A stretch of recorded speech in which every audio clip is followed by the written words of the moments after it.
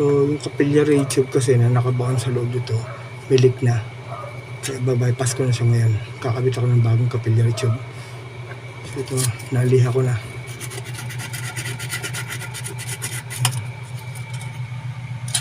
Yung pinakadugtungan dito sa evaporator. So ihinang ko yan. May ako na yan.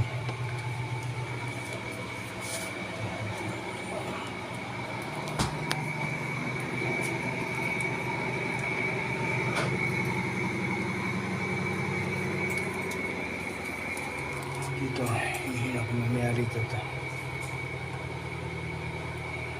Bypass na ito sa LS. So may leak na to, sira na to. Kaya nasa loob yan. Sa loob dito. External.